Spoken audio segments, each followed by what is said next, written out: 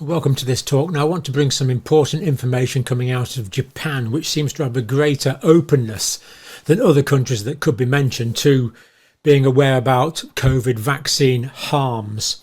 Let me give you some of the headline information first. Decide if you want to watch. Now this is from Dr. Murakami, of course I pronounced that incorrectly, Senior Fellow Molecular Oncology and Pharmacology, and we'll just look at his main points. And once we've looked at his main points, then we'll look at where we got it and the validity of this data.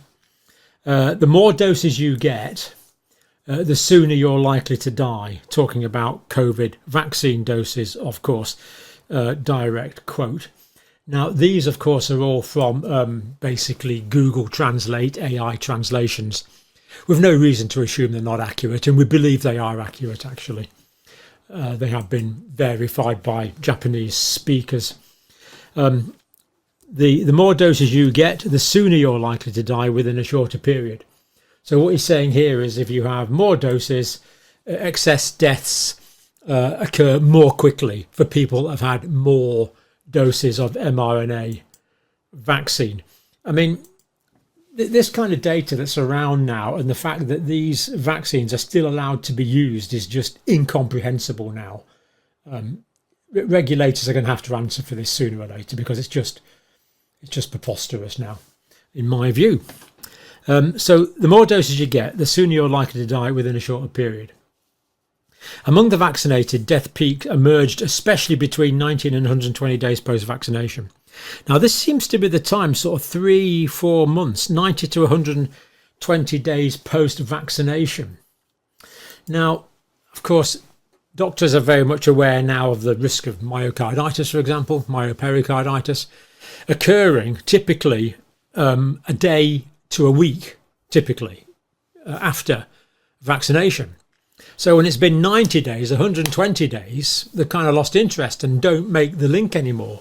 But this is what this data shows, that the link is there. Now, we also did a video a few days ago, with Professor Robert Clancy, who has been reviewing a paper by an Australian statistician that shows the three, essentially the same thing, we believe. Excess deaths 3 months after vaccination. Now, we can't say more than that yet because Professor Clancy hasn't released it yet, but that's what's currently being worked on, or the review is doing. The reviewer has not yet released that paper. But it does seem to be a consistency here with the Japanese data, which of course is interesting. So 90 to 120 days, more people start dying. A significant peak forms at 3 to 4 months after vaccination. And I'll show you the peak in a minute. It's probably due to the vaccine's influence, with adverse reactions occurring leading to death. Remember, this is according to Dr. Murakami. Pronunciation, apologies again. Now, so it's probably due to the vaccine's influence with adverse reactions occurring leading to death. So he sees a clear causal link between these. We found that as the number of doses increase, the peak of deaths appears faster. So in other words, when people have more doses, so like if someone had like 3 doses, the peak might be after about 90 days, no, 120 days rather.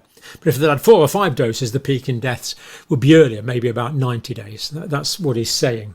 So the more vaccines, the greater the risk of death, excess deaths occurring earlier after the vaccine. So we found that the number of doses increase, the peak of deaths appears faster, meaning the more doses you get, the sooner you're likely to die.